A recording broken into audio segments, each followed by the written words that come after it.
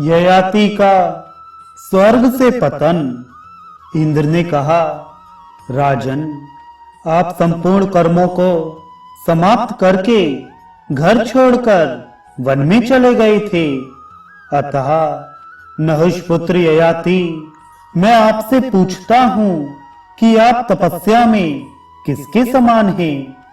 ययाति ने कहा, इंद्र, मैं तो ना देवताओं एवं मनुष्यों में तथा न गंधर्वों और महर्षियों में ही किसी को ऐसा देख रहा हूं जो तपस्या में मेरे समान हो, अर्थात मैं तप में अद्वितीय हूं। इंद्र बोले, राजन, आपने अपने समान अपने से बड़े और छोटे लोगों का प्रभाव न जानकर सबका तिरस्कार किया है। अतः आपके इन पुण्य लोकों में रहने की अवधि समाप्त हो गई, क्योंकि दूसरों की निंदा करने के कारण आपका पुण्य क्षीण हो गया। इसलिए अब आप यहां से नीचे गिरेंगे।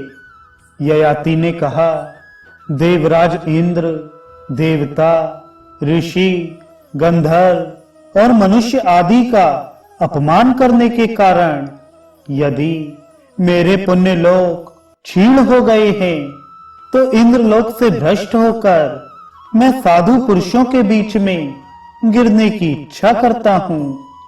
इंद्र बोले, राजन ययाति, आप यहां से च्युत होकर साधु पुरुषों के ही समीप गिरेंगे और वहां अपनी खोई हुई प्रतिष्ठा पुनः प्राप्त कर लेंगे।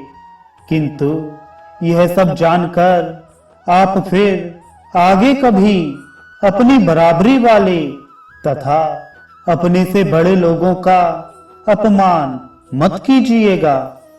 शौनक जी कहते हैं, शतानीक तदनंतर देवराज इंद्र के सेवन करने योग्य पुण्य लोकों का परित्याग कर राजा ययाति नीचे गिरने लगे। उस समय राज ऋषियों में श्रेष्ठ एवं उत्तम धर्म विधि के पालक अष्टक ने उन्हें गिरते देखा। तब उन्होंने ययाति से इस प्रकार कहा,